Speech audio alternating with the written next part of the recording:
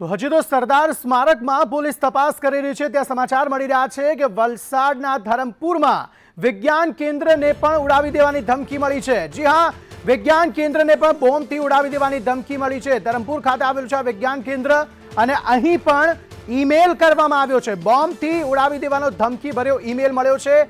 મેલના પગલે ચુસ્ત પોલીસ બંદોબસ્ત અહીં ગોઠવી દેવામાં આવ્યો છે। બે જગ્યાઓ એક જ દિવસમાં રાજ્યની કે જ્યાં આ રીતે ધમકી ભર્યો મેલ જે છે તે મળ્યો છે।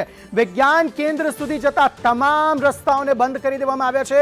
અવરજવર બંધ કરી દેવામાં આવી છે। લોકોને કહેવામાં આવ્યું છે કે આ સ્થાનથી દૂર રહે અને ત્યાં પર તપાસ હાથ ધરવામાં આવી છે। સર્ચ ઓપરેશન હાથ ધરાયું છે। ઇનપુટ હેડ કીર્તન પટેલ આ અંગે વધુ માહિતી આપી રહ્યા છે।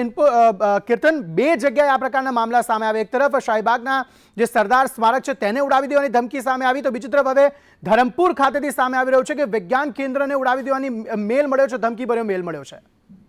જેમ કે વલસાડનું જે ધરમપુરનું વિજ્ઞાન કેન્દ્ર છે એને પણ મેલ દ્વારા બોમ્બથી ઉડાવવાની ધમકી મળી છે અને આ ધમકીનો મેલ મળતા ત્યાં પોલીસ સતર્ક થઈ ગઈ છે।